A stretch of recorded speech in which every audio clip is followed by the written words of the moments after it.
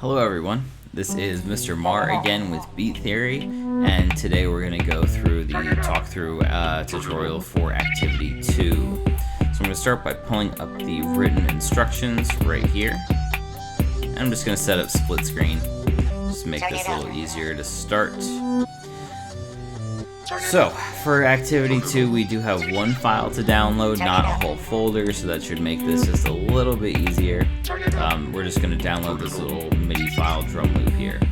You should be able to just click that and click download. Generally, files just automatically go to your downloads folder, so that should be easy enough to import from over here. So step 1 is to download the Midi drum loop. Next, you're going to set the key and BPM before adding any more loops. This is a good practice. In this case, we actually don't need to set the key yet. I kind of jumped the gun with that, but we are going to want to set our BPM to match the file. Even though this is a MIDI drum loop, we still want to get in the habit of being able to change the tempo to something that we want. And when I wrote this file, I actually used 130 as the tempo, so it just sounds a little better at that speed. So what we're gonna do now that we have the tempo set, that was step 2. See, I skipped a step, and that is importing. I'm gonna have to edit my my own instructions here. So I did want to show you actually the other way to import a file right here. So there's this button right here, import file. You can also click add new track and click down here to import file. So I'm gonna go back to my downloads folder, and that drum loop that I just mentioned is there, and we can listen to it.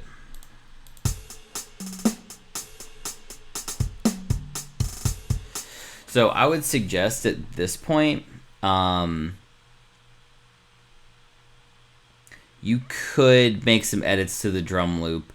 The way I have it set up, you're going to add an audio loop next. Sometimes it's better to make the edits when you kind of know what you're trying to match it to. So we're going to find something to play just to hear with along to this drum loop. And specifically, we're actually looking for audio loops that we can edit. If I just search for audio, it's not really going to help me too much. So what you need to do is look for which of these have the 2 little music notes. That means it's a MIDI file, and which has the kind of sound wave here. So let's just take a listen to this. So that does sound pretty cool, but I really want to find an audio loop that doesn't have drums added. So one way to find that is to actually pick an instrument, either piano or guitar, usually sound great, maybe even a synth. For this example, I'm going to try a synth. I'm just going to look and see if I can find a synth that has an audio wave next to it.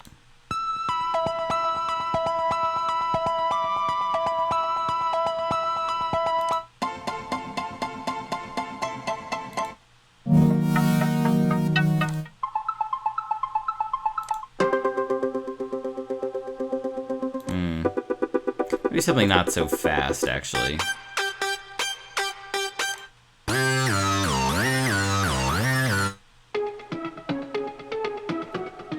Okay, cool. I'm gonna try that. There's like hundreds of different ways to do this, so don't just copy what I'm doing in the video tutorial, because that's just kind of boring. There's just a lot you can do if you start changing things around. So to set this up, when I added that loop, it actually changed my BPM, but it did automatically set the key, so that's great. I'm going to just set it back to 130, so it's about where I had it before. And I'm going to tell it to adjust the audio. You may have seen this before in Activity 1 if you had some trouble adding your files.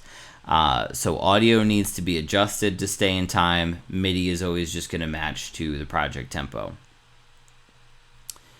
Extra step I'm going to take is just to loop this out so it's playing for the whole part of this loop, and then turn on my loop bar. So that has us through step 3. We found an instrumental loop or vocal sample.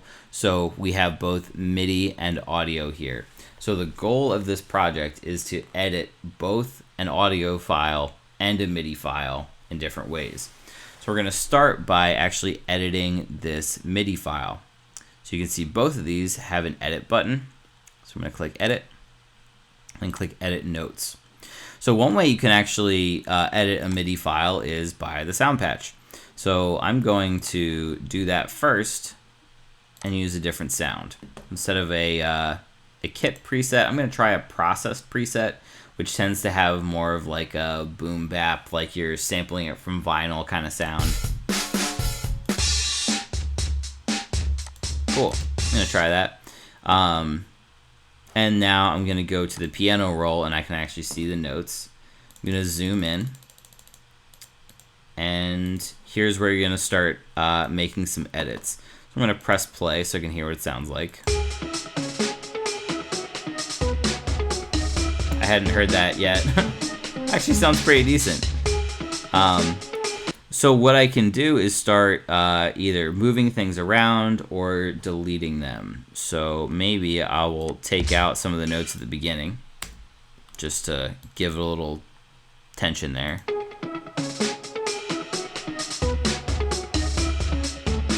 Maybe I'll cut out some hi-hat notes. And then you can even add some stuff too. So if you click these piano keys, each one of these is actually a different drum sound. So maybe I want to add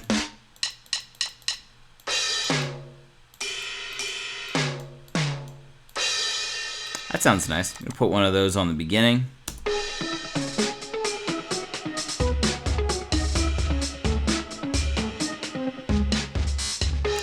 And maybe I'll even try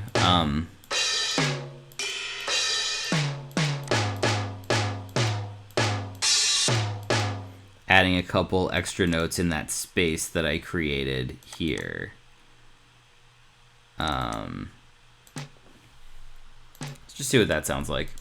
Again, at this point, you're just kind of experimenting. You know, click around, see what the different sounds are, see what it sounds like when you add and delete different parts of the pattern.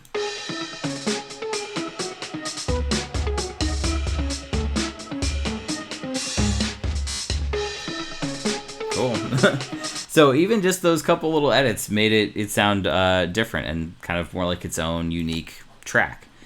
So I've got my MIDI edited. There should just be some changes here.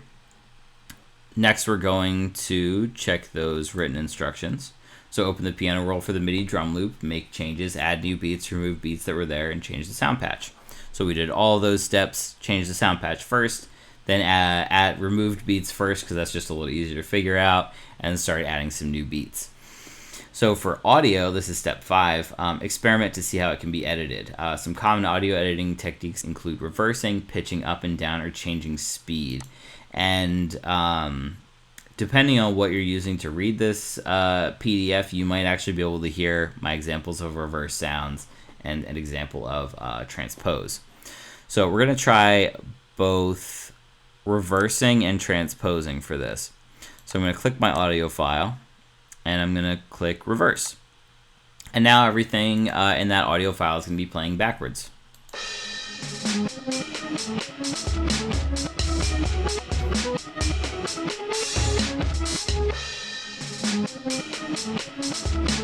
So that's pretty cool. It has definitely like a different kind of tone to it too, with the reverse. So what I'm going to do to both reverse and transpose is I'm going to make another copy of this. I click edit and then click change pitch. Sometimes it comes up as transpose, or that might be a different program. I don't know. That's just another word for changing the pitch of a note. So you've got change pitch here. So you're seeing a lot of numbers, plus and minus. What you need to know is that 12 is kind of the number we want to use. That's going to keep it still in key with the project, just higher or lower. So on the second time through, I'm going to drop it down an octave. So let's see what that sounds like.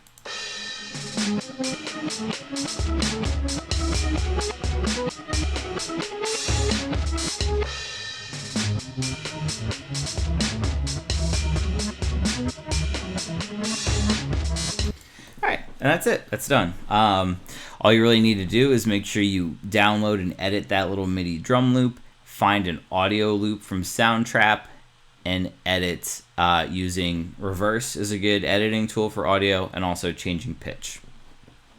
So again, there's hundreds, if not thousands, of different ways that you could do this.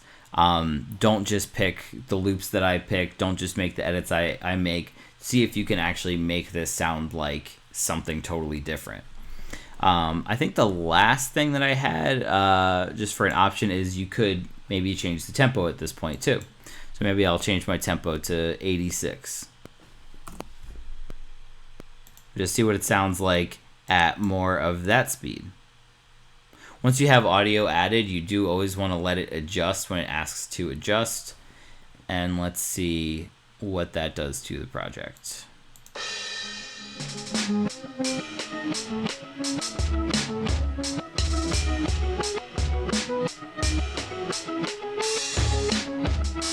Yeah, I don't like that as much. Definitely works better faster. Maybe let's try a 146. So a little faster than we had it set before.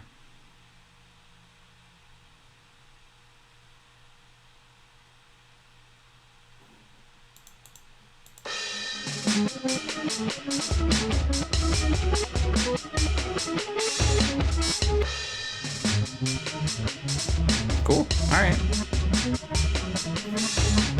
I'm going to take that. So you're going to call it A2 for activity 2. Save it. Again, as long as you have edited that MIDI file and edited some audio loops, this will be 100% correct. You can download it when the mixing is complete. Once that's done, you should get the down arrow for mixing, or you can also click share and share the project with my account, which is BMAR. And that's all we got. So hopefully that helped make this just a little bit easier to understand. I think, as always, please let me know if you have any questions. I just realized that was in the shot that whole time. This is the like a pop filter for the microphone, just to keep the air from my words affecting the sound that I'm recording. We might talk about that at some point. I don't know. Here we go. Let's just stop now. All right. See you later. Turn it up.